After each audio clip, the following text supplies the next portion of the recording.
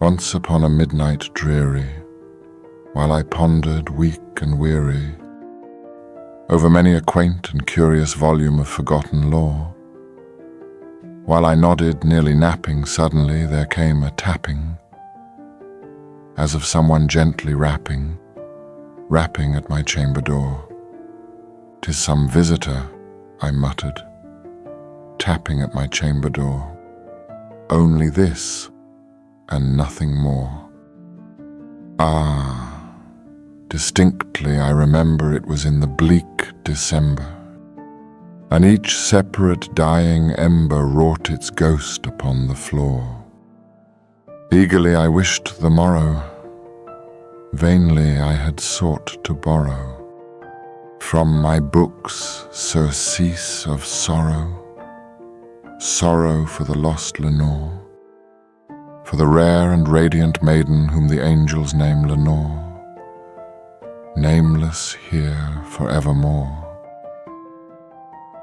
And the silken, sad, uncertain rustling of each purple curtain thrilled me, filled me with fantastic terrors never felt before, so that now, to still the beating of my heart, I stood repeating, "'Tis some visitor entreating entrance at my chamber door, some late visitor entreating entrance at my chamber door. This it is, and nothing more." Presently my soul grew stronger, hesitating then no longer. "Sir," said I, "or madam, truly your forgiveness I implore, but the fact is I was napping, and so gently you came rapping, and so faintly you came tapping at my chamber door, that I scarce was sure I heard you. Here I opened wide the door, darkness there and nothing more. Deep into that darkness peering, long I stood there wondering, fearing, doubting, dreaming dreams no mortals ever dared to dream before. But the silence was unbroken and the stillness gave no token, and the only word there spoken was the whispered word, "Lenore." This I whispered, and an echo murmured back the word, "Lenore." Merely this, and nothing more. Back into the chamber turning, all my soul within me burning. Soon again I heard a tapping somewhat louder than before. "Surely," said I, "surely that is something at my window lattice. Let me see then what thereat is, and this mystery explore. Let my heart be still a moment and this mystery explore. 'Tis the wind and nothing more." Open here I flung the shutter when, with many a flirt and flutter, in there stepped a stately raven of the saintly days of yore.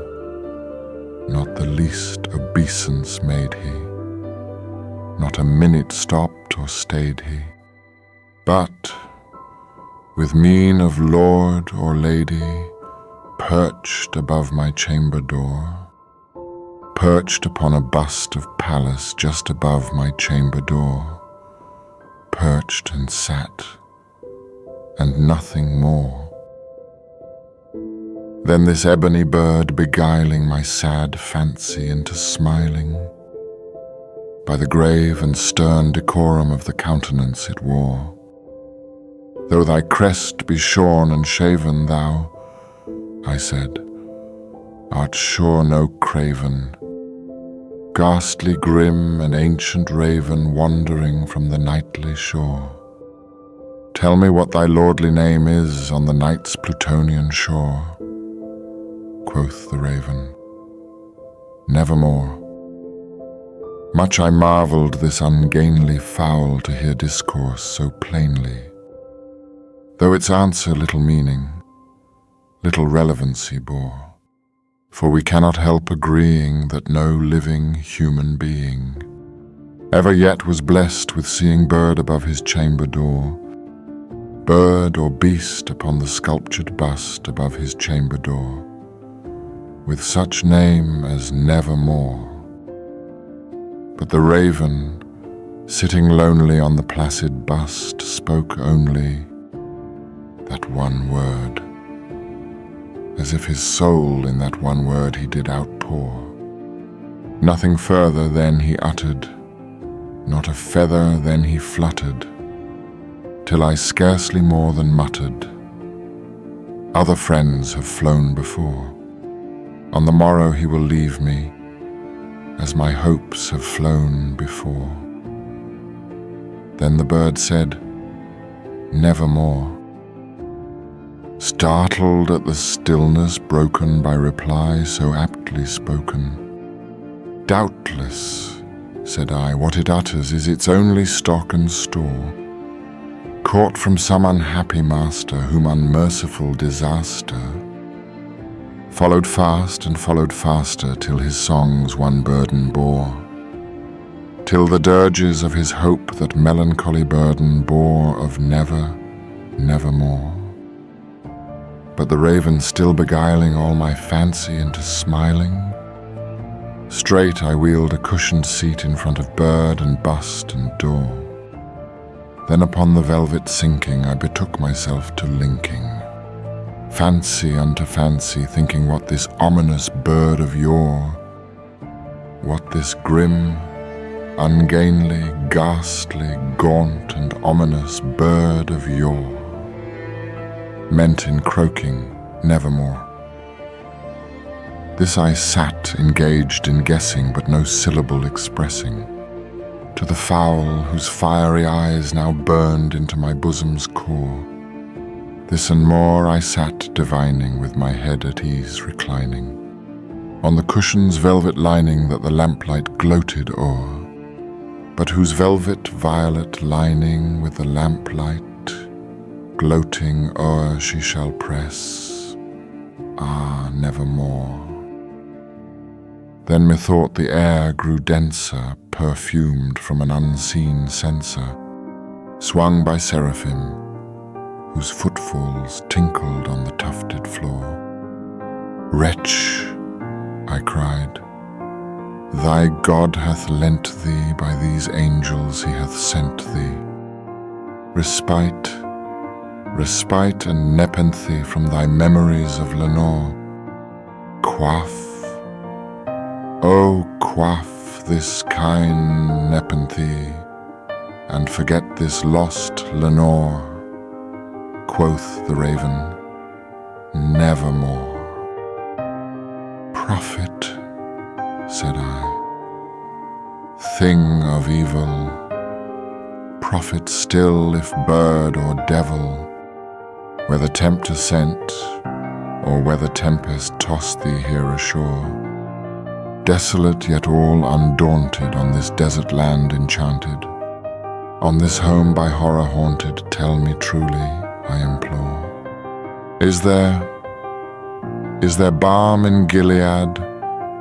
Tell me, I implore. Quoth the raven, Nevermore. Prophet, said I, thing of evil, prophet still, if bird or devil, by that heaven that bends above us, by that God we both adore. Tell this soul with sorrow laden if, within the distant Aden, it shall clasp a sainted maiden whom the angels name Lenore, clasp a rare and radiant maiden whom the angels name Lenore. Quoth the raven, Nevermore. Be that word our sign in parting, bird or fiend, I shrieked upstarting, get thee back into the tempest and the night's Plutonian shore. Leave no black plume as a token of that lie thy soul hath spoken. Leave my loneliness unbroken, quit the bust above my door. Take thy beak from out my heart, and take thy form from off my door.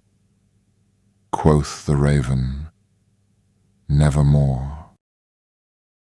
And the raven, never flitting, still is sitting, still is sitting, on the pallid bust of Pallas just above my chamber door, and his eyes have all the seeming of a demon's that is dreaming, and the lamplight o'er him streaming throws his shadow on the floor, and my soul from out that shadow that lies floating on the floor shall be lifted nevermore.